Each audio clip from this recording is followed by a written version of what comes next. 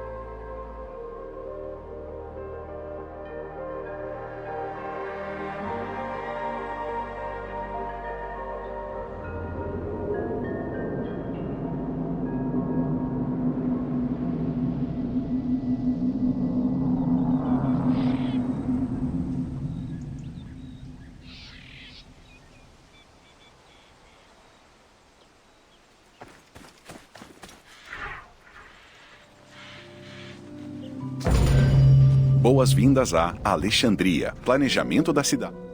O plano de Alexandre para fundar sua cidade começou com um verso da Odisseia de Homero. Há uma ilha, em meio ao mar turbulento, diante do Egito, e a ela chamam de Farol. Guiado por essas pistas, Alexandre o Grande fundou sua futura cidade no extremo oeste do delta do Nilo.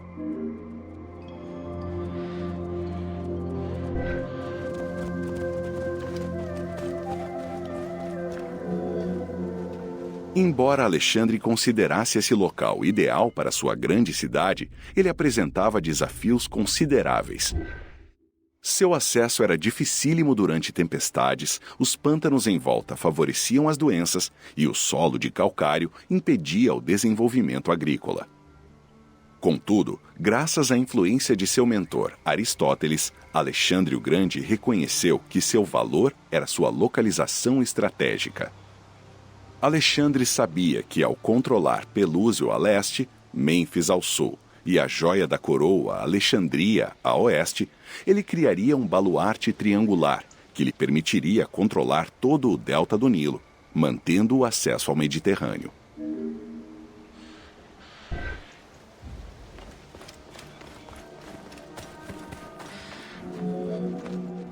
As grandes muralhas de Alexandria tiveram um início humilde. Sem giz para traçar os alicerces da futura cidade, os arquitetos foram forçados a usar farinha. Bandos de pássaros migratórios comeram a farinha e apagaram o traçado. Isso levou Alexandre a procurar a orientação dos oráculos, que lhe asseguraram que sua futura cidade estava destinada a abrigar uma grande população.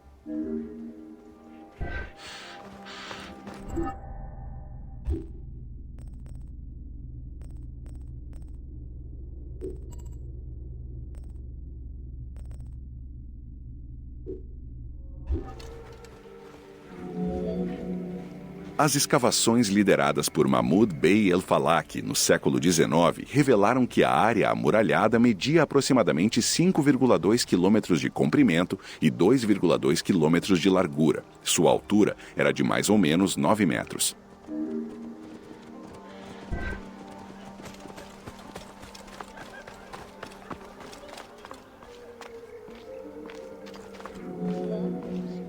Essas antigas e formidáveis muralhas resistiram a muitos ataques, incluindo o do rei da Síria, no ano de 169 a.C.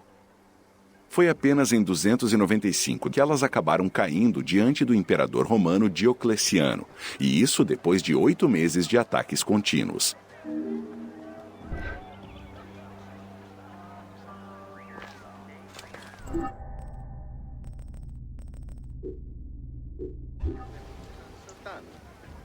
Καλώς έχω.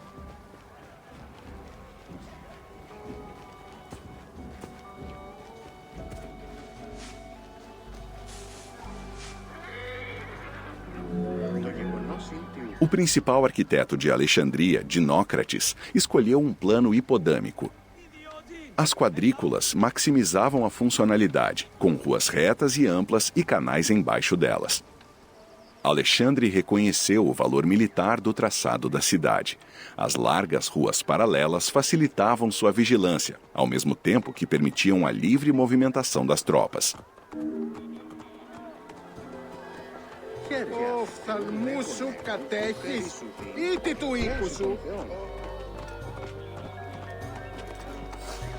Vlax, si elavni hriu gimneste.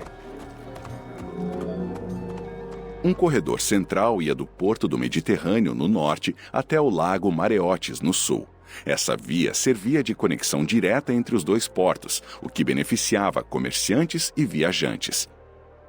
Muitas das ruas eram delimitadas por grandes construções e parques, incluindo a Via Canópica, com seu portão impressionante marcando o limite oriental.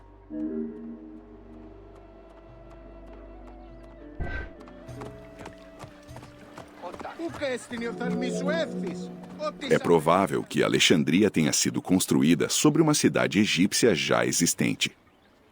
Após terminada, os egípcios insultaram a cidade, recusando-se a chamá-la pelo nome do seu fundador.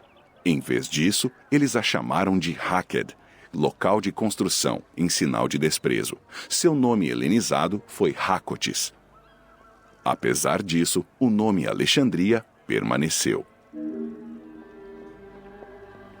Ευδαιμονείς όταν. Ου καλός έχει.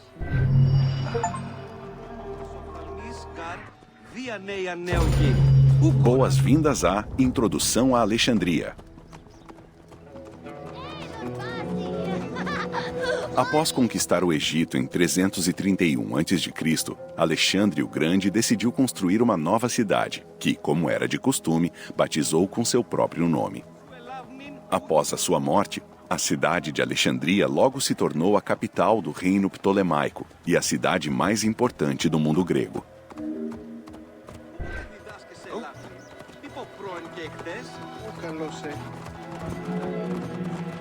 A cidade foi construída entre o mar Mediterrâneo e o lago Mareotis, o que levou Alexandria a se tornar um centro cultural e comercial crucial.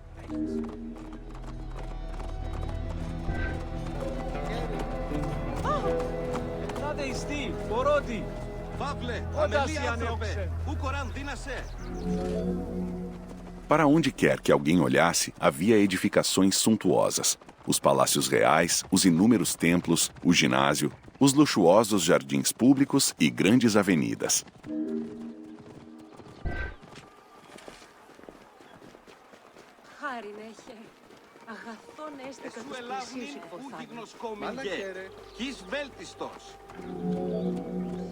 Com sua beleza incomparável e localização geográfica vantajosa, Alexandria atraía estrangeiros, intelectuais e comerciantes. Uma das cidades mais cosmopolitas do mundo antigo, Alexandria superou até mesmo Atenas como a cidade grega mais importante da história.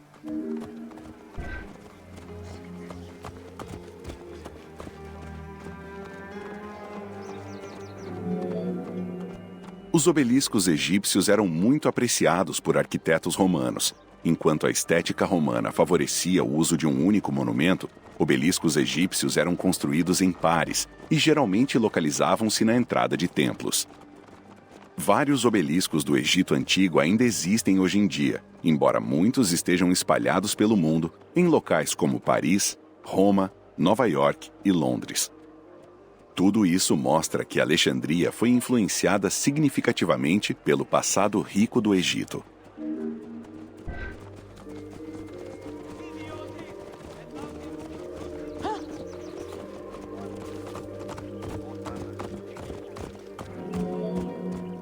Alexandria tinha muitas ruas principais. A mais famosa era a Rua do Canópico. Era ladeada por prédios, casas e templos suntuosos, e tinha em torno de 8 quilômetros de comprimento. Esta rua era uma das entradas de mercadorias mais importantes de Alexandria e frequentemente sediava procissões e festivais.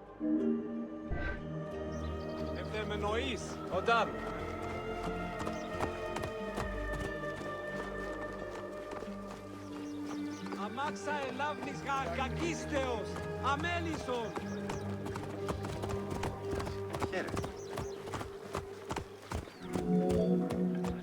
A largura da rua, 30 metros, era curiosamente grande até para os padrões gregos. Isso se deve provavelmente porque a Rua do Canópico foi construída em um curto período, baseada em planejamento urbano, ao invés de ser lentamente construída como era comum na época.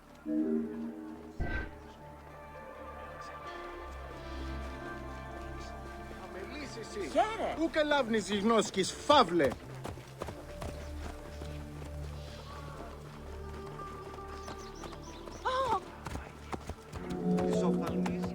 A Rua do Canópico originava-se nos cemitérios ocidentais, contornava o ginásio e então saía da cidade a leste, atravessando portões enormes até Canopo. Essa estrutura era conhecida como Porta Canópica.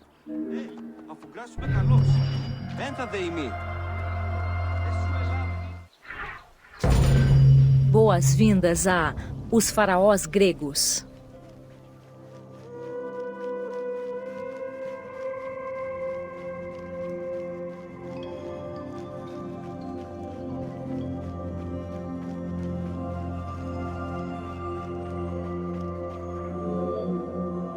Os faraós eram considerados encarnações divinas dos deuses. Como um avatar dos deuses vivendo na Terra, o papel do faraó era preservar valores fundamentais e a harmonia universal, removendo o caos, Isfet, e garantindo que a justiça, Ma'at, prevalecesse. O faraó, por ascendência divina e por meio de várias oferendas, era o vínculo que unia o mundo dos homens ao mundo dos deuses e permitia a manutenção da ordem cósmica.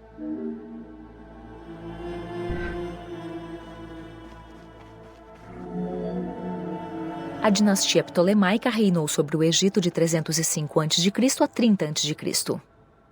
A dinastia era chamada de Ptolemeus de Lagos em reconhecimento ao fundador da dinastia, Ptolemeu Lagos, um general grego e amigo pessoal de Alexandre o Grande. Embora fosse macedônio, Ptolemeu Lagos entendia que para ser aceito pelo povo egípcio teria que adotar as suas tradições. Prestes a assumir o título de faraó, mudou seu nome para Ptolemeu I Sóter, significando Salvador.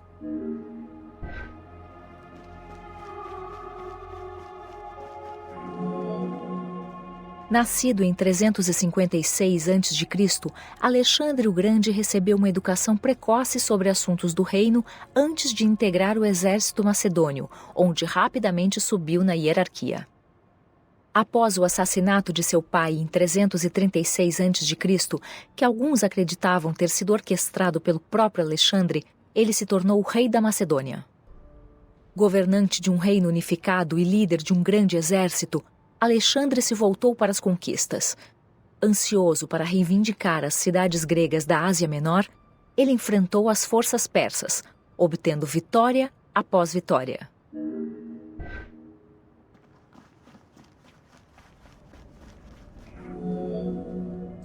Mesmo vitorioso, Alexandre o Grande seguiu avançando, sitiando cidade após cidade, até chegar ao Egito, onde os persas foram derrotados mais uma vez.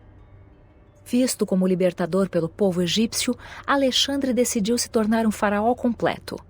Ele viajou para Tebas para fazer um sacrifício a Apis, então foi até o oásis de Siuá, onde foi proclamado filho de Amon.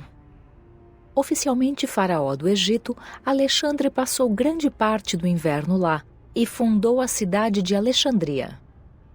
Talvez não por coincidência, o posto de faraó permitiu a Alexandre usar a propaganda para preparar outras conquistas. Ele retomou suas campanhas militares em 331 a.C.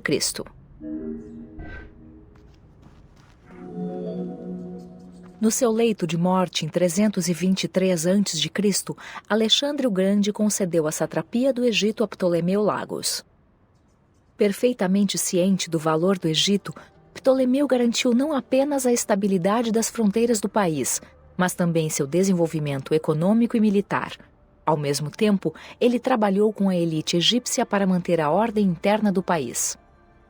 Em 305 a.C., Ptolemeu, respeitado tanto no Egito quanto no Mediterrâneo, estava no comando da maior frota do mundo helenístico.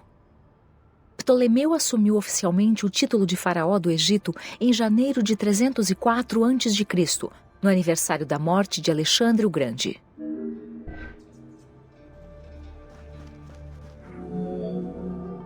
Alexandre morreu na Babilônia em 323 a.C. Seus restos mortais foram depositados em um sarcófago de ouro e então dentro de outro.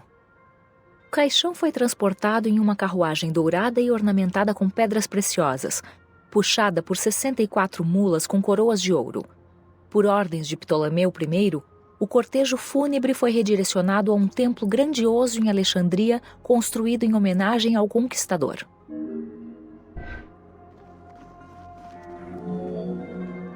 Júlio César visitou a tumba de Alexandre ao conquistar Alexandria, e dizem, o imperador romano Augusto colocou flores sobre ela. No entanto, embora muitos líderes poderosos tenham alegado tê-la visitado, a localização da tumba desapareceu da história. Alguns relatos afirmam que o caixão dourado foi substituído por um sarcófago de vidro, provavelmente por Ptolemeu X. Também se sugere que Cleópatra tenha saqueado a tumba em um momento de crise financeira.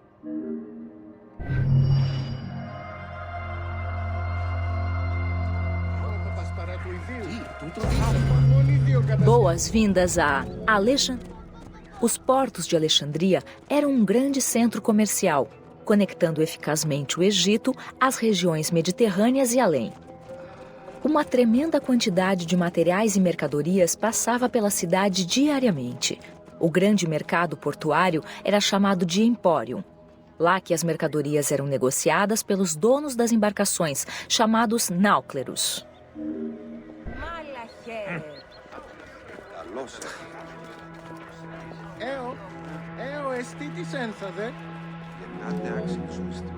Alimentos e produtos artesanais eram exportados pelo Egito. Cerâmica, vidro, joias de ouro e moedas cunhadas. Os oleiros locais, usando técnicas egípcias tradicionais, competiam com os estrangeiros e a indústria têxtil prosperava. O que o Egito não produzia era adquirido através do comércio usando recursos locais, como trigo e papiro. Os produtos mais cotados eram pinho da Síria, ferro e mármore das ilhas gregas, ouro da Espanha e frutas exóticas da Europa. Toda essa atividade comercial contribuía para a já decadente riqueza da cidade.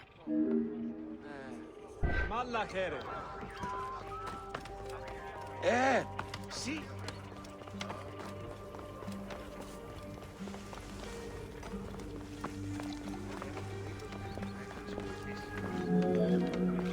A madeira importada a Mareotes pelos portos de Alexandria era usada nos estaleiros próximos, onde a maioria dos navios egípcios eram construídos. Empregando dezenas de milhares de construtores navais, os estaleiros contribuíram para estabelecer a frota egípcia como uma das mais poderosas da época. A madeira que sobrava da construção de navios era disseminada pelo Egito para vários fins.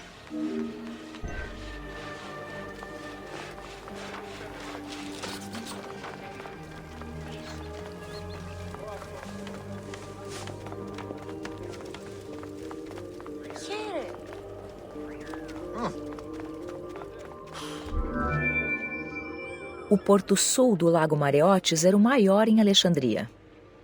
Tirando um braço que ia em direção ao oeste, o tamanho do lago na era ptolemaica era de cerca de 40 a 50 quilômetros de norte a sul. Suas águas eram mantidas por um deflúvio estável do Nilo.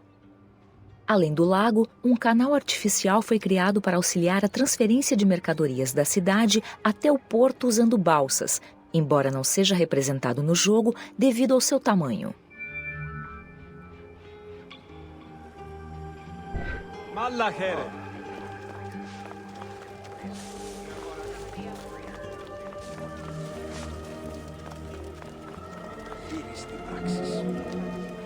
O banco foi uma das inovações mais distintas trazidas pelos gregos ao Egito.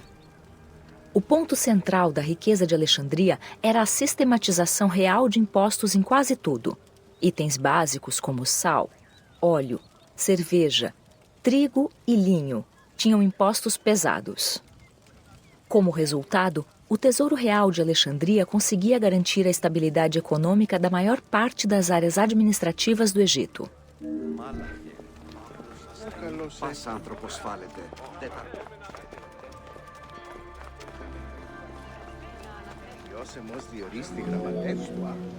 No final do século XII, o canal que alimentava o lago a partir do Nilo se assoreou. O lago Mareotis perdeu sua conexão com o Mediterrâneo, bem como grande parte da sua água, à medida que o lago evaporou a uma fração do seu tamanho anterior. Atualmente, o lago Mareotis é mantido por meio da irrigação.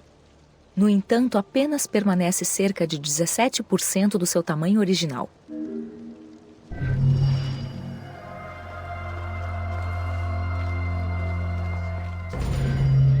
Boas-vindas a Cleópatra, rainha do Egito. Cleópatra VII Teafilopátora ascendeu ao trono no ano 51 a.C., quando tinha 18 anos. Apesar do princípio de seu reinado ter sido muito disputado, ela acabou prevalecendo e se tornou a soberana absoluta do Egito. Segundo Plutarco, ela foi a única entre todos os faraós ptolemaicos a falar o idioma egípcio. Sua inteligência, boa educação e um grande talento político lhe possibilitaram fazer alianças necessárias para manter a independência do Egito enquanto Roma se tornava o Império Mediterrâneo.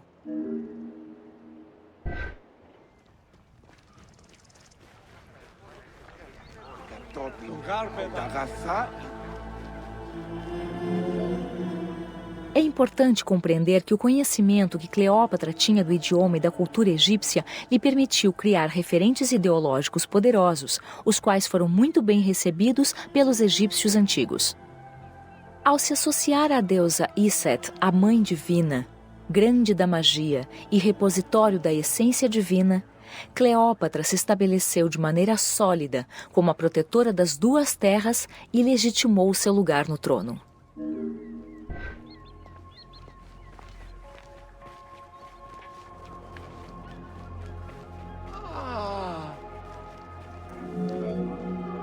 Antes de morrer em 51 a.C., Ptolemeu XII Auleta deixou seu reino para sua filha e seu filho mais velho, Cleópatra VII e Ptolemeu XIII.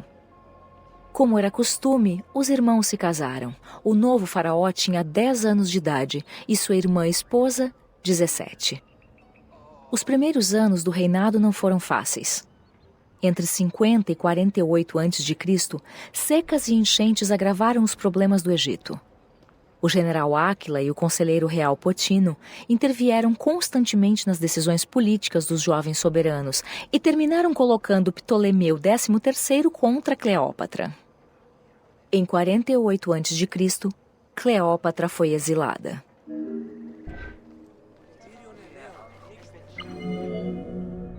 Durante o exílio de Cleópatra, o Império Romano também vivia seu próprio conflito interno.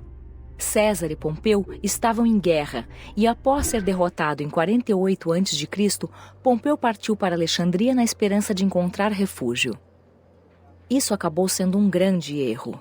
Dando ouvidos aos seus conselheiros, Ptolemeu XIII decidiu mandar assassinar Pompeu e guardar sua cabeça como um presente, na esperança de cair nas graças de César. A manobra deu errado. Em vez de conseguir a aprovação de César, o assassinato de um romano o deixou furioso.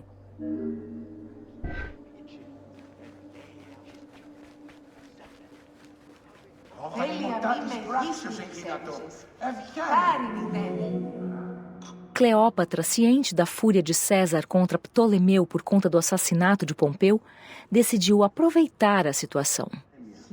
Ela retornou ao Egito em segredo, esperando estabelecer uma aliança com um dos homens mais poderosos da época. Exceto pela lenda que conta que ela chegou aos aposentos de César enrolada em um tapete, o que se passou exatamente naquele encontro decisivo continua um mistério. Contudo, César viu em Cleópatra uma governante mais adequada para o Egito do que o seu jovem e suscetível irmão. Invocando o testamento de Ptolemeu XII, César tentou mediar a paz entre os irmãos.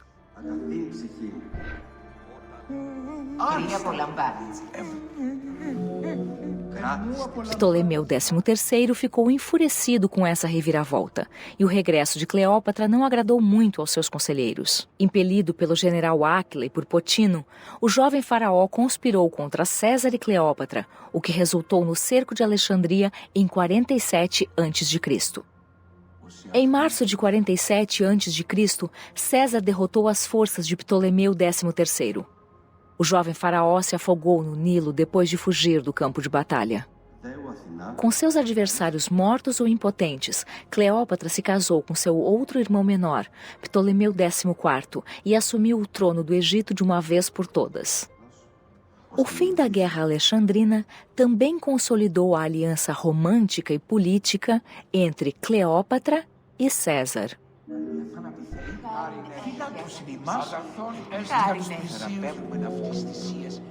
Em junho de 47 a.C., Cleópatra deu à luz a um filho, ao qual batizou de Cesarião. César não aceitou o garoto como herdeiro, escolhendo em seu lugar seu sobrinho Otávio. Entretanto, ao retornar a Roma, César convidou a rainha e seu irmão e esposo a ficarem na cidade. A presença dela foi muito criticada pelo Senado. Estrategista nato, César deixou 4 legiões no Egito e um homem de confiança no comando, dando a ele o controle dos suprimentos de trigo essenciais a Roma. Cleópatra e seu séquito permaneceram em Roma até março de 44 a.C., quando César foi assassinado.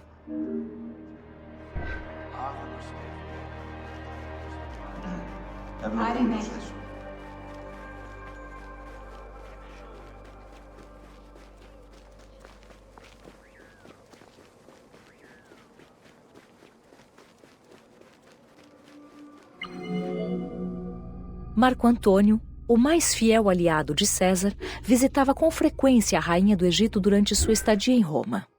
Ao contrário da maioria, ele reconhecia Cesarião como filho legítimo de César. Marco Antônio sabia que necessitava das riquezas do Egito para disputar o comando do Império Romano com Otávio. Cleópatra, por sua vez, viu nele um poderoso aliado. No inverno de 41 a.C., ela organizou uma suntuosa viagem de barco pelo Egito para mostrar a Marco Antônio a riqueza de seu país e o poder que ela tinha como soberana.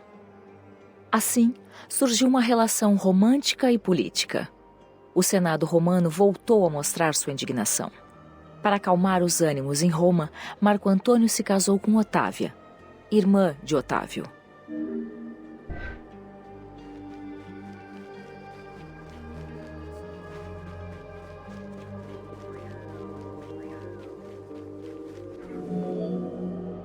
Apesar de seu casamento com Otávia, Marco Antônio seguiu sendo amante de Cleópatra, com quem teve vários filhos. Cleópatra ampliou o território do seu reino e lançou uma campanha de propaganda política ao lado de seu amante, tanto no Egito quanto no exterior. Ela esperava criar um império federal ptolemaico centrado em Alexandria. Por fim, Marco Antônio repudiou sua esposa romana em favor da rainha do Egito, para desgosto da elite romana. Contudo, enquanto Marco Antônio se concentrava no Egito, Otávio ampliava sua influência militar e política em Roma.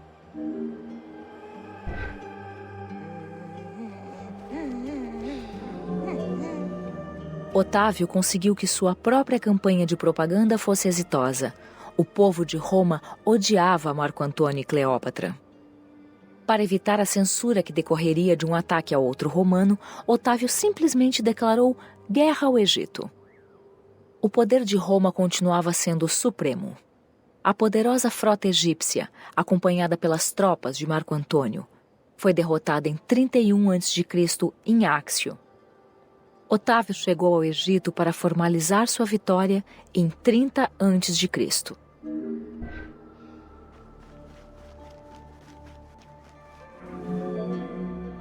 Os eventos subsequentes são difíceis de serem confirmados devido às muitas versões e lendas que o cercam. Acredita-se que após ouvir um boato de que Cleópatra havia se suicidado, Marco Antônio tentou se matar. Então, foi levado até a rainha já agonizando. Sabendo que Otávio a faria desfilar acorrentada por Roma para mostrar sua derrota, Cleópatra planejou seu suicídio. É provável que a rainha tenha se matado com Arsênio, embora a versão que conta que ela se deixou morder por uma víbora seja muito mais dramática. O destino do corpo de Cleópatra continua sendo um mistério.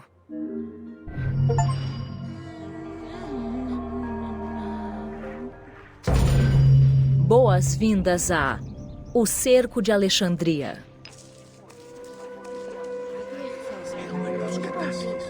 Entre a coleção de escritos atribuídos a Júlio César se encontram as descrições do cerco de Alexandria, as guerras da Gália e os comentários sobre a Guerra Civil. Esses arquivos contêm informações sobre diferentes campanhas em Alexandria, África e Espanha. Cada uma delas reconta a atividade militar de César de 58 a 45 a.C. Embora os documentos de César continuem sendo uma preciosa fonte de informações, é importante salientar que sua perspectiva é limitada. É necessário levar em conta outros documentos históricos para se ter uma melhor compreensão dos eventos.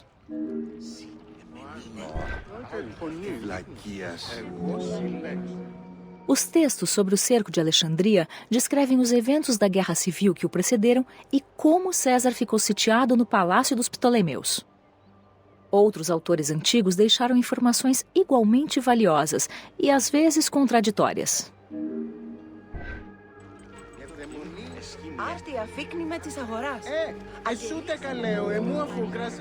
Durante os eventos que levaram ao cerco de Alexandria, Cleópatra VII e seu irmão disputaram o controle do Egito. Potino, o regente do rei Ptolomeu XIII, controlava com firmeza o jovem faraó, e Cleópatra acabou tendo que fugir para se esconder. Isso preparou o terreno para a chegada de Pompeu a Alexandria. Derrotado em sua batalha contra César em 48 a.C., o general romano procurou seus aliados egípcios para lhes pedir asilo. Contudo, Ptolomeu XIII, seguindo os conselhos de Potino, ordenou o assassinato de Pompeu na esperança de agradar a César. Esta acabou sendo uma decisão muito infeliz.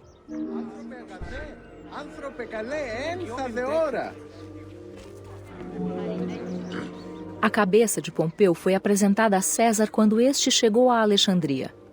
A visão de um romano assassinado por egípcios não foi bem vista por ele. César deixou claro seu descontentamento.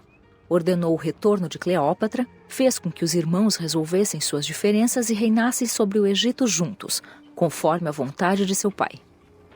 Nem Potino, nem Ptolomeu XIII desejavam acatar essa demanda. Enquanto fazia tudo o que podia para irritar César, Potino conspirou em segredo contra o líder romano e pediu para que o general egípcio Áquila trouxesse seus 20.000 homens para lutarem em seu nome. Enquanto Potino conspirava contra César, Cleópatra fez uma jogada ousada.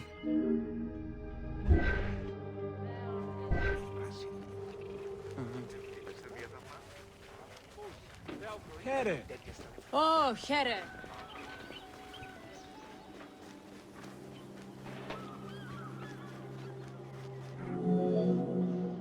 Há diversas versões do encontro entre César e Cleópatra.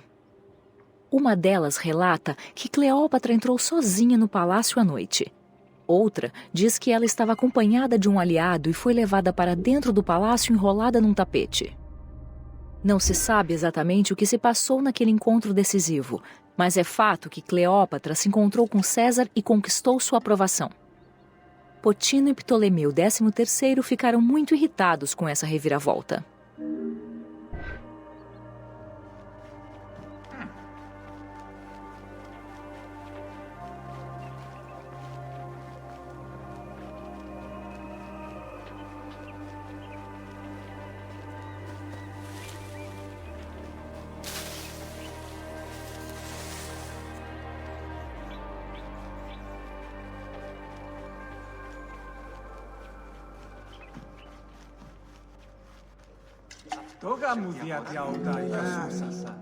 Com Cleópatra finalmente presente, César decidiu agir como mediador entre os irmãos, na esperança de chegar a uma solução pacífica. Não demorou muito para as coisas desandarem. Durante um banquete realizado para celebrar a reconciliação, houve uma tentativa de assassinato contra César. Foi o próprio barbeiro do líder romano que impediu o ataque. Assim que foi revelado que o regente do rei, Potino, havia planejado o ataque, César ordenou sua execução e colocou o jovem rei sob vigilância.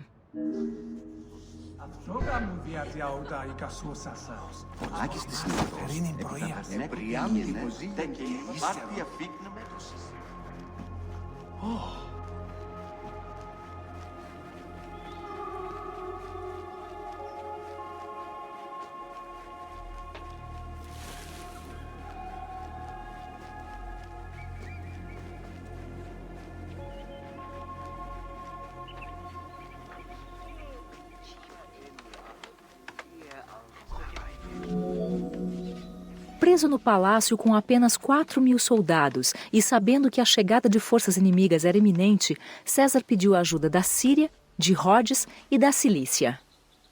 Ele mandou seus homens cavarem um fosso ao redor do palácio e construírem um muro até o porto. Isso asseguraria o acesso de César ao mar.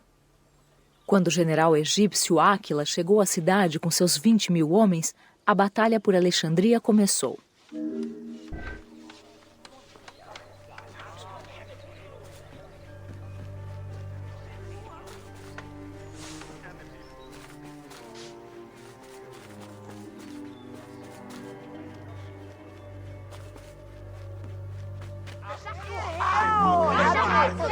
Com poucos homens à disposição, César ainda não podia se arriscar numa batalha.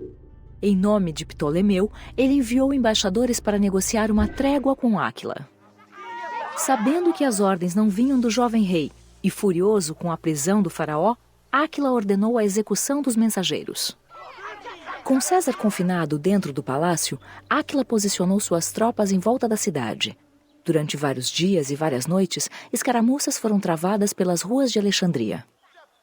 Embora estivessem em menor número, os homens de César conseguiram conter o inimigo.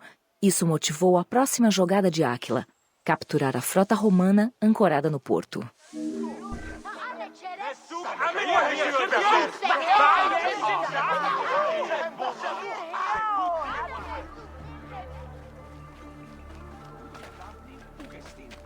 Φαύλων ονγάρ. Πού καλάβνεις οι γνώσκεις, φαύλε. Χαίρε! Embora o palácio oferecesse proteção, perder o porto significaria o fim da ajuda e dos suprimentos. César sabia que tinha que proteger a frota. Apesar de ter conseguido recuperar o controle do porto junto com suas tropas, ele sabia que seria impossível mantê-lo. César ordenou que os navios fossem incendiados. Como não podia retornar ao palácio, ele foi até o farol de Alexandria. Χαίρε. Όχι.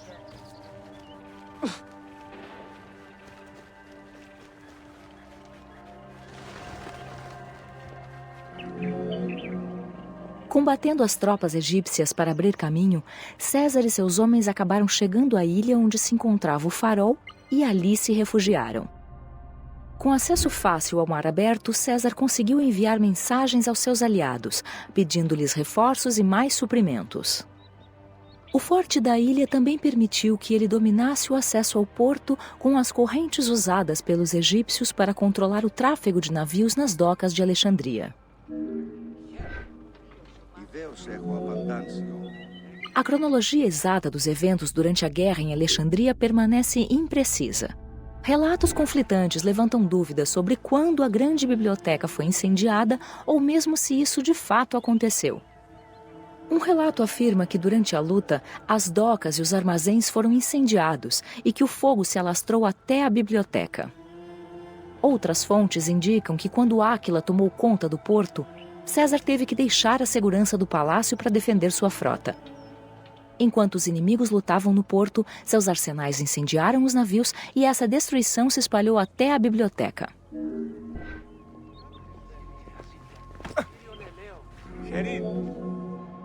De qualquer modo, a grande biblioteca não foi completamente destruída. Os especialistas salientam que ela ficava muito longe do porto, e textos muito posteriores indicam que a grande biblioteca permaneceu intacta. Havia cópias de manuscritos nos armazéns próximos ao porto, aguardando para serem exportados. E é mais provável que elas é que tenham sido destruídas, e não a grande biblioteca. Και αυτήν λέγονε. Με νοείς, Οντάν.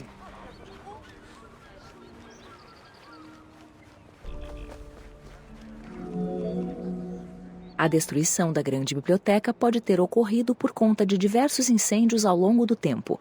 É provável que seu fim tenha acontecido no século IV, quando o imperador cristão Teodósio I ordenou o fechamento de todos os templos pagãos. Apesar de muitos documentos terem sido transferidos e salvos, ainda não se sabe que conhecimentos podem ter sido perdidos.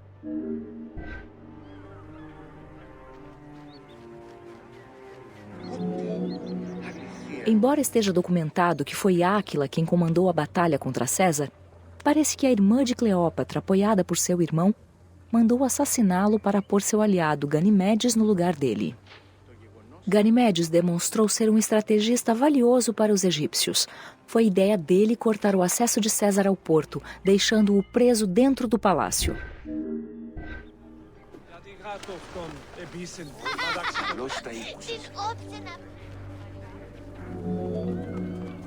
Na época de Ptolomeu I, canais haviam sido escavados em Alexandria para abastecê-la de água potável. Ganimedes mandou seus homens tomarem esses canais. Após isolar seu suprimento de água, ele ordenou que colocassem água salgada nos canais e cisternas que abasteciam o acampamento de César.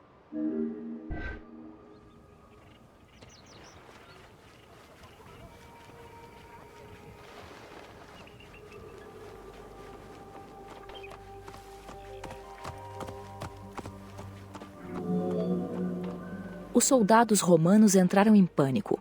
Não durariam muito tempo sem água potável. Percebendo que o calcário poroso poderia ajudá-los, César e seus homens cavaram poços para restaurar seu suprimento. Dias depois, a 37ª Legião, formada por soldados de Pompeu, chegou de navio. Como era impossível se aproximar da costa por causa dos ventos, César se arriscou a tentar encontrá-los no Cabo Quersoneso. Ao descobrirem sua localização, seus inimigos tentaram interceptá-lo. Apesar da óbvia vantagem dos alexandrinos, César, com um navio de Rhodes cheio de marinheiros competentes, saiu-se vitorioso.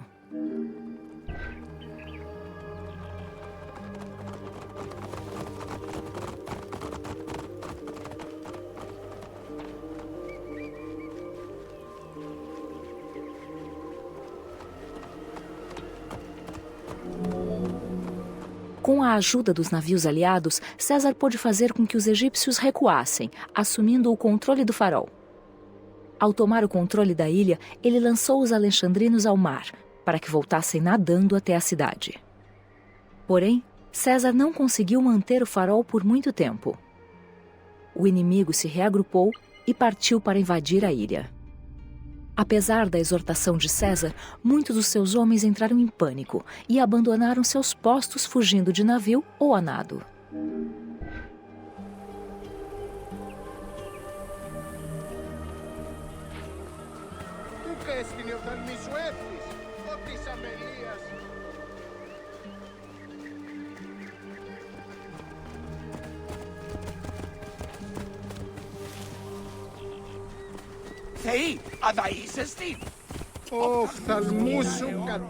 César tentou se retirar, mas o porto de Eunosto foi invadido por navios inimigos que impediram sua fuga. Ao que parece, César pegou seus papéis e se jogou ao mar, numa tentativa de alcançar um navio aliado mais afastado, a nado. O historiador Dion Cássio afirmou que César teria se afogado, caso não tivesse tirado a sua capa púrpura. Mesmo assim, ele conseguiu nadar até o navio e se salvar.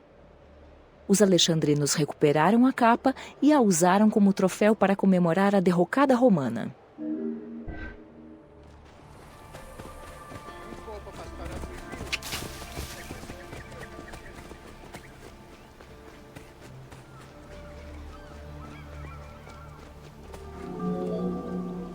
Descontentes com Ganimedes e esperando que seu rei fosse restaurado, os alexandrinos propuseram um acordo a César. César aceitou libertar Ptolomeu XIII sob a condição de que ele permaneceria leal a Roma para o bem do seu reino. Porém, depois de liberto, o rei descumpriu o acordo e continuou a guerra.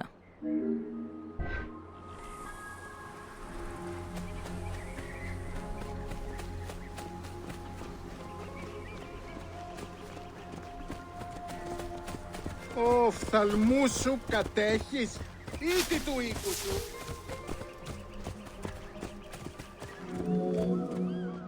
A essa altura, um aliado fiel de César, Mitrídates, chegou ao Egito e atacou as tropas de Ptolomeu em Pelúsio. Graças à sua superioridade numérica, Mitrídates tomou a região entre Pelúsio e Alexandria. Ptolomeu, avisado do avanço do aliado de César até Alexandria, enviou suas tropas para impedir sua passagem pelo rio.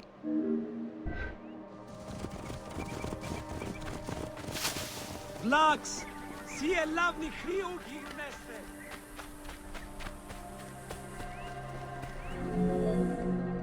Mitrídates avisou César a tempo, e os dois grupos confrontaram os exércitos de Ptolomeu no delta. Os romanos conquistaram a vitória na Batalha do Nilo e botaram os egípcios para correr. Em meio ao tumulto, o rei Ptolomeu XIII se afogou no Nilo.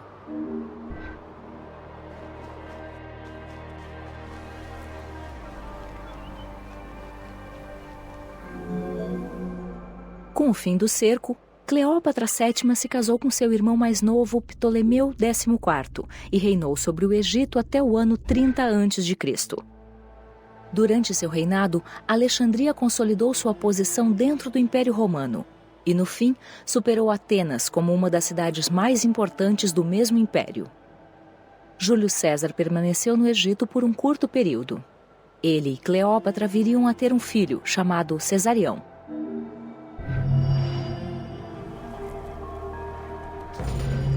Boas-vindas a Alexandria, cidade de celebração.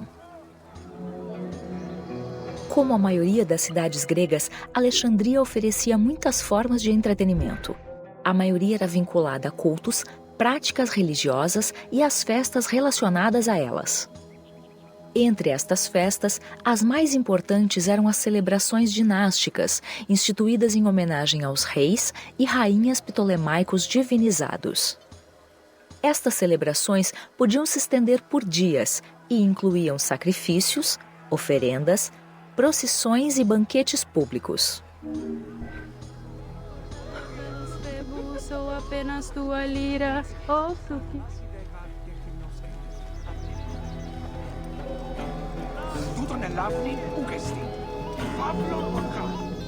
Jogos e competições eram organizados sempre que possível em locais como o estádio, o hipódromo e o ginásio. Os moradores de Alexandria desfrutavam de tais eventos, em que atletas, poetas e músicos do Egito e de outras cidades do mundo grego competiam.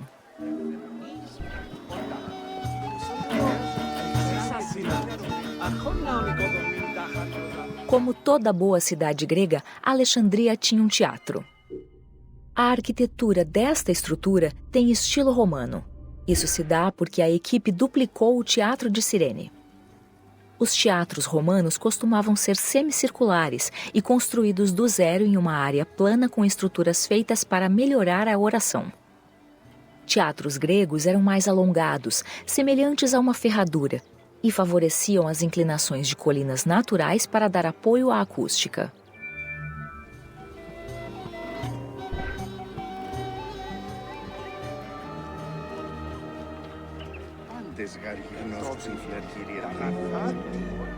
No teatro, testemunhava-se peças de autores contemporâneos, cômicos e trágicos. A peça que encenam neste momento é Díscolos, o Misantropo, de Menandro, uma das últimas e mais populares comédias gregas.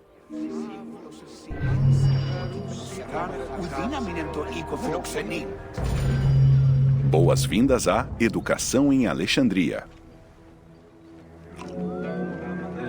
A educação dos jovens alexandrinos não era diferente daquela geralmente ministrada em outros lugares da Grécia Antiga. Aos 7 anos, as crianças ficavam sob a responsabilidade de um tutor, que se tornava responsável por incutir uma educação primária, além de bons princípios morais.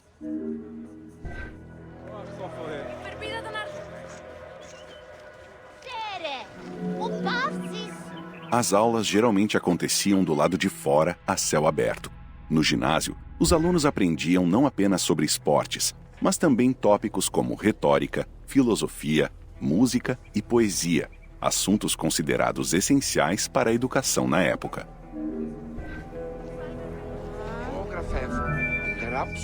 Aqui vemos meninas e meninos assistindo a uma aula ministrada por um dos retóricos da era.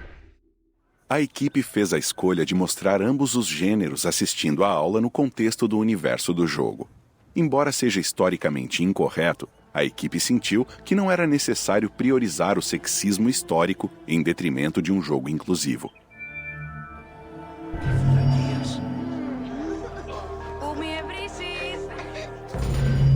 Boas-vindas à Grande Biblioteca de Alexandria. A mais famosa biblioteca da antiguidade ficava perto do distrito dos Palácios Reais e dentro do museu. A Biblioteca de Alexandria foi feita para abrigar todo o saber humano. Acredita-se que o pináculo da biblioteca continha mais de 700 mil pergaminhos.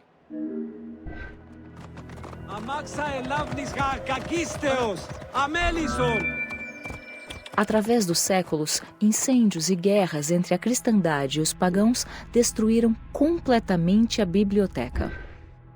A perda do prédio, principalmente de sua vasta coleção, é de um valor incalculável. Como não há descrições disponíveis, a versão da Biblioteca de Alexandria que a equipe realizou foi inspirada na Biblioteca de Celso, em Éfeso.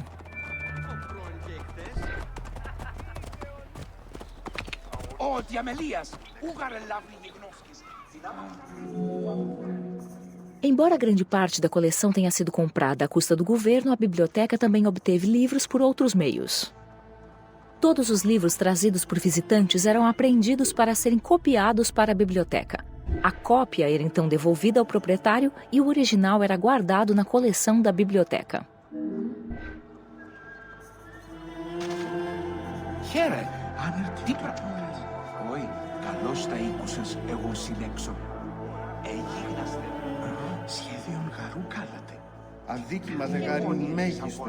Alexandria oferecia atrações intelectuais e culturais sem par. Estudiosos eminentes de Atenas, Rhodes e outros centros gregos viajavam até a cidade para aprender e se relacionar com outros pensadores livres. Tanto o museu quanto a biblioteca eram o centro da origem das ideias pioneiras e da expressão criativa.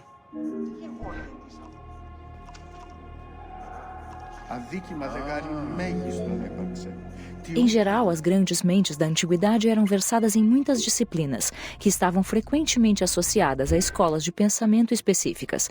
Os peripatéticos, os estoicos e os cínicos estavam entre as escolas mais conhecidas do período.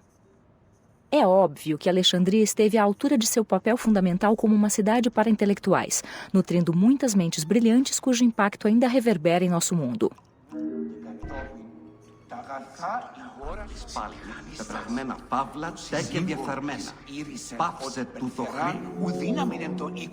Hipátia de Alexandria foi uma matemática, filósofa, astrônoma e inventora grega.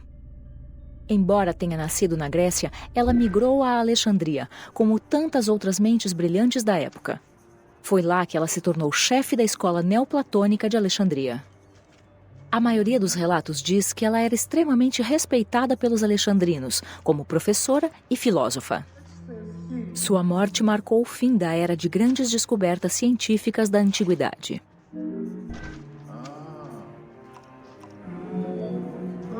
Calímaco nasceu em Cirene e foi educado em Atenas. Após seus estudos, ele foi para Alexandria para trabalhar na grande biblioteca. Poeta e crítico, ele rejeitou com veemência o formato épico dos poemas homéricos em prol de um estilo de poesia mais curto e elaborado de forma mais ponderada. Seus epigramas e elegias foram emulados por poetas posteriores. Sua obra foi extremamente popular, quase tanto quanto a de Homero.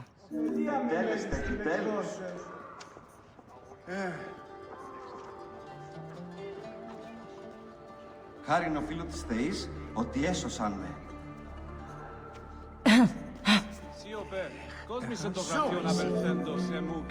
Foi em Alexandria que o matemático Euclides, pai da geometria, escreveu Os Elementos, que lançou os alicerces do que viria a ser a teoria dos números e a álgebra moderna. A geometria euclidiana se tornou um dos sistemas mais influentes na evolução da matemática.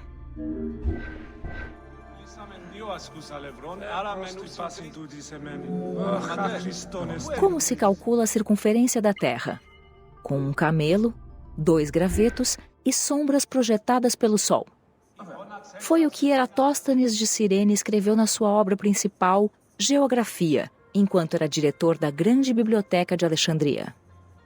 Ele foi acreditado pela invenção da esfera armilar por volta do ano 250 a.C.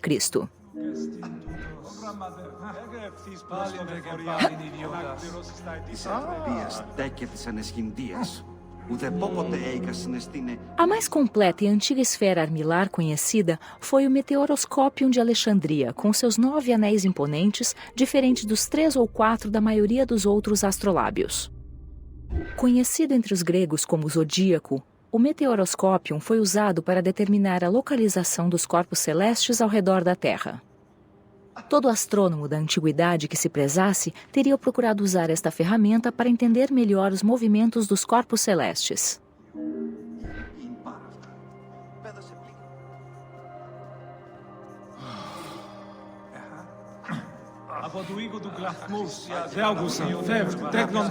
Pitágoras de Samos foi um conhecido e respeitado filósofo e matemático.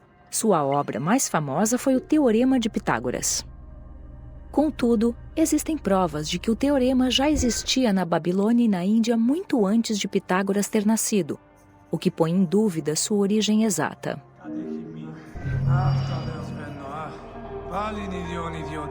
Sim, κόρη. Άγιε. Ονείστε ένα πέπλον. Γης βέλτιστος. Boas-vindas a O Museum de Alexandria.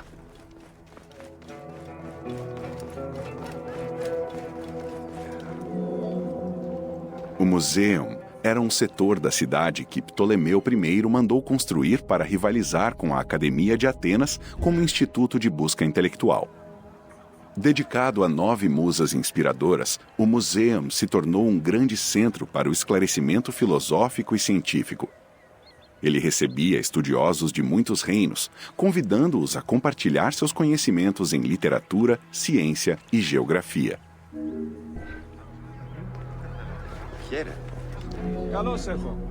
O Museum foi projetado de modo que o complexo inteiro fosse um espaço ideal para se debater, pensar e ensinar. Espaços de encontro e teatro circundavam o pátio principal. Seus jardins imensos eram repletos de plantas exóticas para estudo e elaboração de remédios. Também havia um zoológico para o estudo do comportamento e da fisiologia animal. Uma das atrações principais do Museum era o seu observatório astronômico.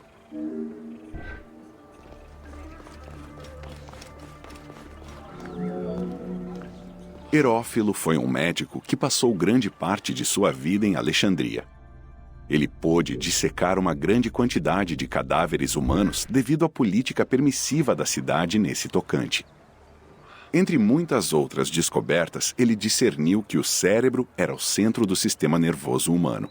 Ele também mapeou em detalhes o sistema circulatório e media a pulsação com um relógio d'água.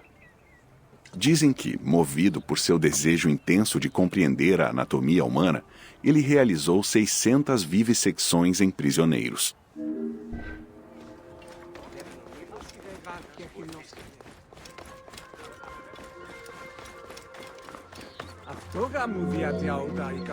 Para que pudessem pesquisar com liberdade, o governo alojava e alimentava estudiosos no Museum. Essa liberdade proporcionou um espaço de convívio produtivo e um refúgio espiritual para os estudiosos de Alexandria. Embora não reste mais nada do Museum original, seu legado segue vivo em nossos museus atuais.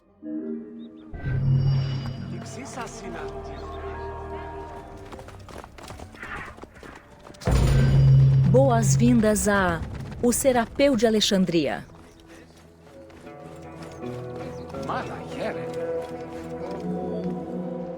Numa cidade repleta de atrações magníficas, o Serapeu era considerado o templo mais belo de Alexandria. Localizado ao sudoeste da cidade, numa pequena colina conhecida como Acrópole, o santuário foi construído durante o reinado de Ptolomeu III, sobre alicerces que existiam desde o governo de Ptolomeu I Sóter.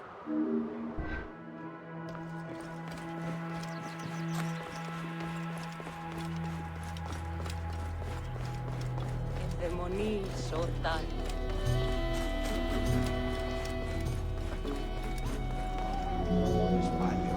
Os visitantes do Serapeu subiam uma centena de degraus para chegar ao pátio. Bibliotecas foram instaladas nos pórticos ao redor do edifício quadrado, com colunas e teto adornados de ouro e bronze dourado. Os faraós eram generosos com o templo, assim como diversos imperadores romanos após a conquista do Egito. Um templo interno abrigava a estátua de Serapis, dedicada à cura dos doentes.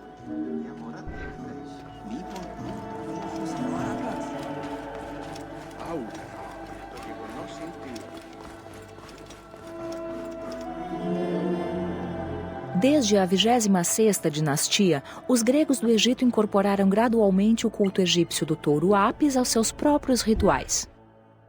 Com o estabelecimento da dinastia ptolemaica, o culto de Apis foi integrado de forma mais aprofundada à religião grega. Durante seu reinado, Ptolemeu I decidiu fundir os deuses egípcios e helênicos numa divindade sincrética chamada Serapis. Esse nome resultava da amalgamação de Osíris e Apis. Com essa nova deidade, a dinastia ptolemaica conseguiu acomodar crenças semelhantes para duas culturas diferentes, originando um novo culto dinástico.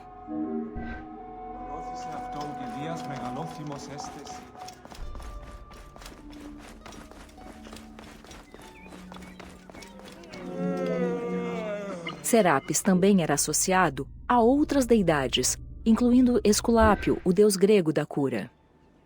É possível que, como acontecia com o templo de Serapis de Canopo, os doentes visitassem esse santuário e passassem a noite ali na esperança de serem curados em seus salões sagrados.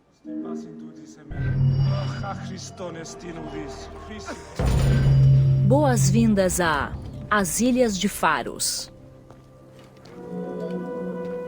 O heptastádio era um passadiço semelhante a uma ponte que conectava a Ilha do Farol a Alexandria. Hepta significa 7, já estádio era uma medida de distância correspondente a cerca de 180 metros.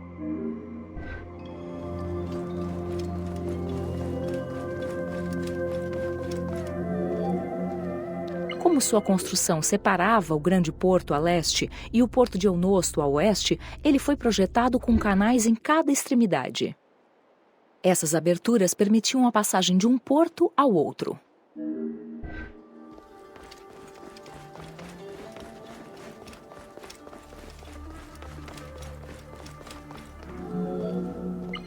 Além de criar portos separados para embarcações militares ou comerciais, o passadiço era o principal aqueduto para os habitantes da ilha. Sua presença também ajudava a proteger a ilha e seus portos dos ventos fortes e das marés. Ao final da antiguidade, o heptaestádio desapareceu sob camadas de lodo e terra, formando um grande depósito de sedimentos.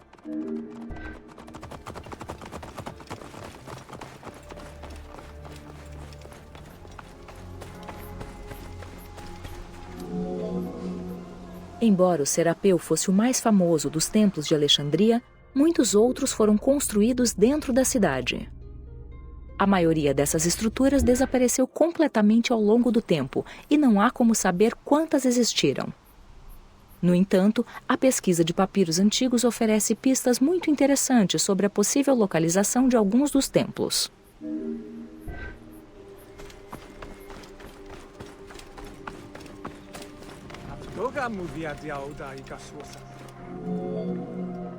Papiros e moedas revelam evidências de muitos templos erguidos para os deuses. Poseidon, o deus do mar, provavelmente tinha um edifício em sua homenagem no oeste da ilha, além de outro em terra firme. Esse templo ao seu lado é dedicado a Isetfária, divindade protetora do farol. Este local sediava celebrações anuais relacionadas ao farol no mês de abril, as quais eram conhecidas como Sacrum Faria.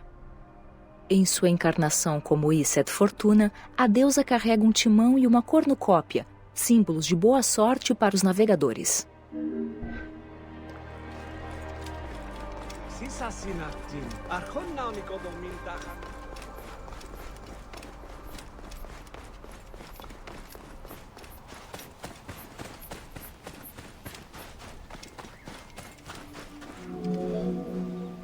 Considerado como uma das 7 maravilhas do mundo antigo, o farol de Alexandria era uma fonte de grande orgulho para os habitantes da cidade. A construção começou no reinado de Ptolomeu I e durou 15 anos. Ela foi completada durante o governo do seu filho. Assim que foi finalizado, o farol foi dedicado aos deuses para que protegessem os navegantes.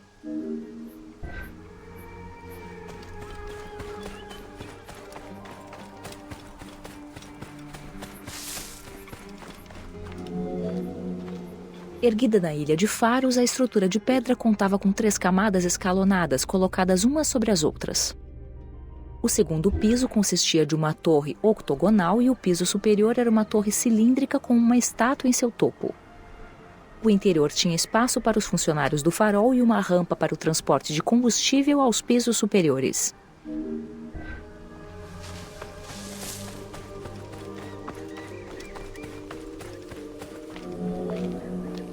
O farol era uma estrutura funcional, essencial para a navegação através das falésias e águas rasas. Dizia-se que sua luz podia ser vista a 50 quilômetros de distância. Não se sabe o tipo nem o quanto de combustível era usado. Os detalhes do funcionamento de sua luz seguem sendo um mistério.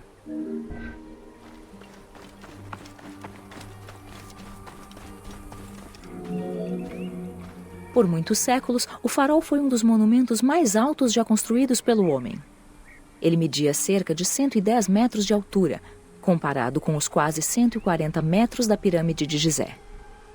Aos poucos, sua estrutura foi erodida por terremotos. Em 1480, ele foi completamente destruído e substituído por um forte. As escavações arqueológicas do leito do oceano descobriram muitos blocos do prédio antigo.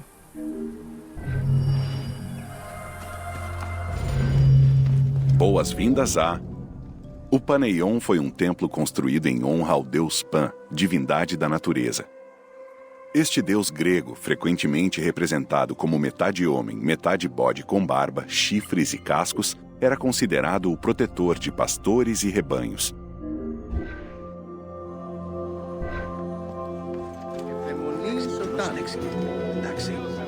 O atributo de Pan era seu instrumento musical, a flauta de Pan. Seus templos normalmente se localizavam em cavernas e em montanhas altas e eram frequentados por pastores. É provável que cultos mediterrâneos adotaram a imagem de Pan para simbolizar o diabo do cristianismo.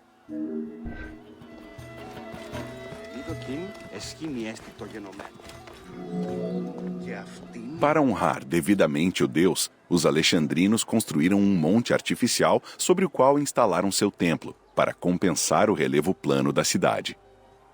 O monte artificial tinha o formato de um peão ou uma pinha e era acessado por uma escada em espiral. O topo tinha uma vista panorâmica de toda a cidade. Somente uma elevação assim condizia a um deus da montanha.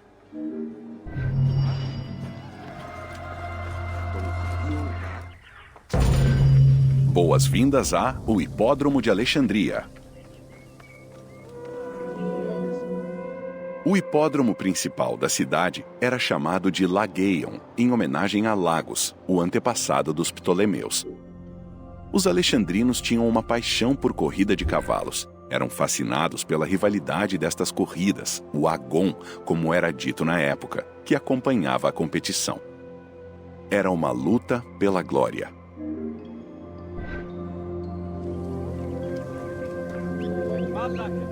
A corrida de biga mais importante era o tétripon. Usando 4 cavalos, com o mais rápido arreado na dianteira direita, o cocheiro fazia 12 voltas, com curvas acentuadas em ambos os lados do hipódromo. Os vitoriosos eram coroados com grinaldas de oliva e recebiam um prêmio em dinheiro.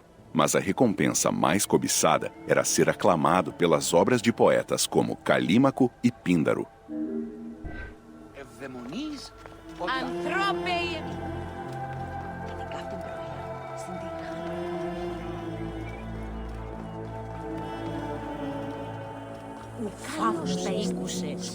Hinos soberanos da lira. Que Deus, que herói, e que homem celebraremos com louvor. Na verdade, Zeus é o senhor de Pisa, e Héracles instituiu os Jogos Olímpicos.